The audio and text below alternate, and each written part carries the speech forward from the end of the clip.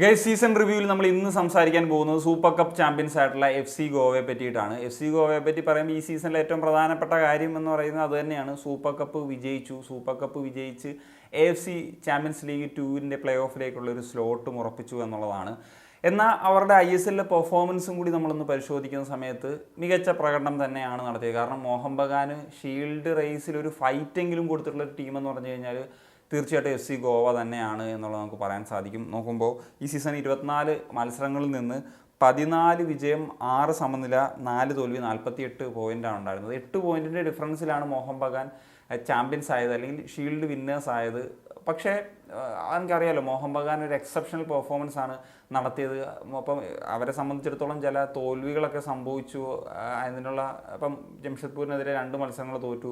Initial സ്റ്റേജിൽ അത്ര ഒരു നല്ല തുടക്കമല്ലായിരുന്നു ഗോവയ്ക്ക് കിട്ടിയത്. അതിനുള്ള കാരണം നമുക്കറിയാം, ജിങ്കൻ്റെ ഒരു അവൈലബിലിറ്റി പ്രശ്നം ഉണ്ടായിരുന്നു. അത് ഡിഫൻസിൽ അവരെ വല്ലാതെ ബാക്ക് ഫെയർ ചെയ്തു എന്നുള്ളതൊക്കെ നമ്മൾ കണ്ടിട്ടുള്ള കാര്യം തന്നെ. എന്നാൽ കഴിഞ്ഞ സീസണിൽ നിന്ന് ഈ സീസണിലേക്ക് നോക്കുമ്പോഴത്തേക്കും അങ്ങനെ വലിയ വ്യത്യാസമൊന്നും സംഭവിച്ചിട്ടില്ല എന്നുള്ളതാണ്. അപ്പം കഴിഞ്ഞ സീസണിൽ ഗോവ 3ാമതാണ് ഫിനിഷ് ചെയ്തത്. പക്ഷേ അന്നേരം ലീഗ് ചാമ്പ്യൻസ് ആയിട്ടുള്ള മോഹൻ ബഗാനുമായിട്ട് വെറും 3 പോയിൻറ്റിൻ്റെ ഡിഫറൻസ് ആണല്ലോ. 45 പോയിൻറ്റ് സ്വന്തമാക്കിയിരുന്നു ഗോവ കഴിഞ്ഞ സീസണിലും. 48 പോയിൻറ്റോട് കൂടിയാണ് മോഹൻ ബഗാൻ ചാമ്പ്യൻസ് ആയത്. അവിടെ നോക്കുമ്പോൾ 22 മത്സരങ്ങളിൽ നിന്ന് 13 വിജയം, 5 സമനില, 3 തോൽവി എന്നുള്ളതൊക്കെയാണ് കാണുന്നത്. അതുപോലെ ഗോളുകൾ അടിച്ച കാര്യത്തിലാണെങ്കിലും ഗോളുകൾ വഴങ്ങിയ കാര്യത്തിലാണെങ്കിലും ഒക്കെ അങ്ങനെ ഒരു വലിയ ഡിഫറൻസ് ഒന്നും നമുക്ക് കാണാനായിട്ട് സാധിക്കുന്നില്ല എന്നുള്ളതാണ്. ഇപ്പം സ്കോറേഴ്സിൻ്റെ കാര്യം എടുക്കുമ്പോൾ ഈ സീസണിലേക്ക് വരുമ്പോൾ അർമാൻഡോ സാദിഖു 10 ഗോൾ അടിച്ചു.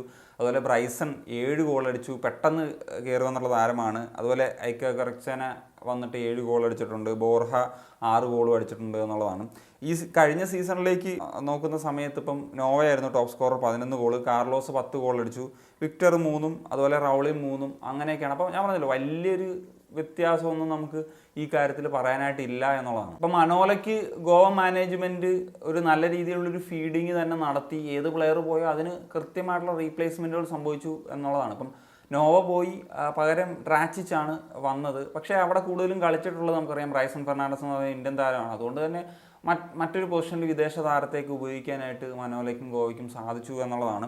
അതുപോലെ പോൾ റെട്രെ എന്ന് പറഞ്ഞിട്ടുള്ള ഡിഫൻസീവ് മിഡ്ഫീൽഡർ ആയിട്ടുള്ള താരത്തിന് പകരം കൊണ്ടുവന്ന് attacking midfield and central forward കളിക്കുന്ന ഇക്ക കൊറക്സാനയാണ്. അത് അവരുടെ അറ്റാക്കിങ്ങിൽ കൂടുതൽ ഗുണം ചെയ്തു എന്നുള്ളത് നമുക്ക് പറയാനായിട്ട് സാധിക്കും. അതുപോലെ കാർലോസ് മാർട്ടിനസിന് പകരം അതിനേക്കാൾ മികച്ച സ്ട്രൈക്കറായിട്ടുള്ള അർമാൻഡോ സാദിഖുവിനെ കൊണ്ടുവന്നു. ധീരജ് സിംഗിന് പകരം ലാറ ശർമ്മയെ, അതുപോലെ കട്ടിമണിയും കൊണ്ടുവന്നു എന്നുള്ളതാണ്. ബ്രാൻഡന് പകരം സൈൽ ടവോരെ കൊണ്ടുവന്നു. അതുപോലെ ലെഫ്റ്റ് ബാക്കിലേക്ക് 2 പ്രധാനപ്പെട്ട താരങ്ങൾ സവിയോ ഗാമയും സാൻസം പെരേരയൊക്കെ പോയപ്പോഴത്തേക്കും ആകാശ് ശങ്കുവാൻ എന്ന് പറഞ്ഞിട്ടുള്ള ഫസ്റ്റ് ചോയ്സ് ആയിട്ട് തന്നെ കളിക്കാൻ പറ്റുന്ന ഒരു പ്ലെയറെ കൊണ്ടുവന്നു. ദേവേന്ദ്രയ്ക്ക് പകരം അലൻ സജിയെയും അതുപോലെ തന്നെ ആരൻ ഡിസിൽവ പോലത്തെ സെൻട്രൽ ഫോർവേഡുകളെ കൊണ്ടുവന്നു എന്നുള്ളത്. അത് തന്നെയാണ് ഇപ്പോൾ കഴിഞ്ഞ സീസണിൽ അവർക്ക് അത്യാവശ്യം ബാലൻസ്ഡ് ആയിട്ടുള്ള സ്ക്വാഡ് ഉണ്ടായിരുന്നു. അതിനേക്കാൾ ഇപ്പം വിദേശ താരങ്ങളുടെ കാര്യം എടുക്കുമ്പോഴത്തേക്കും അതിനേക്കാൾ മികച്ചൊരു വിദേശ സ്ക്വാഡ് ഇത്തവണ ഉണ്ടായിരുന്നു. മൊത്തത്തിലൊരു ബാലൻസ്ഡ് ആയിട്ടുള്ള സ്ക്വാഡ് ഉണ്ടായിരുന്നു എന്നുള്ളതാണ്.